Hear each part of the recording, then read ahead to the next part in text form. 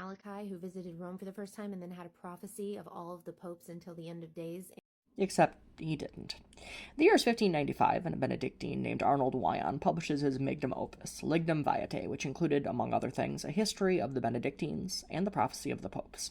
The prophecy of the popes was in this work attributed to Saint Mael Medoc Marguerre, Archbishop of Armagh, better known as Saint Malachi. He was born in 1094 and died in 1148, and he had multiple miracles and visions attributed to him.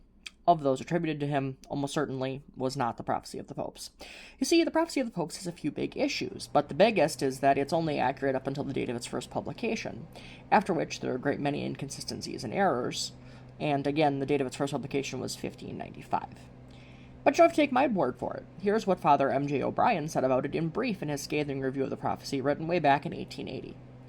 These prophecies have served no purpose. They are absolutely meaningless. Further, for all of those who will suggest that the text, which magically appeared more than 300 years after it was written, somehow corresponds with amazing accuracy, I point only to the prophecies themselves, and how far one has to stretch to get them to line up. Here are just a few of my favorites.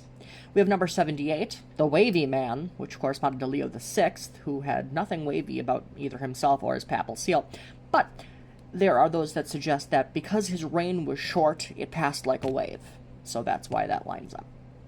Number 82, the Delight of the Cross, which corresponded to Innocent X, who was made poor pope sort of around the feast of the Exaltation of the Cross, but otherwise didn't really have any connection to the cross greater than any other pope. And then we have my favorite, which would be number 84, Star of the Swans, which supposedly corresponded to Clement IX, who proponents claimed had a room called the Chamber of Swans, despite very little evidence supporting that theory.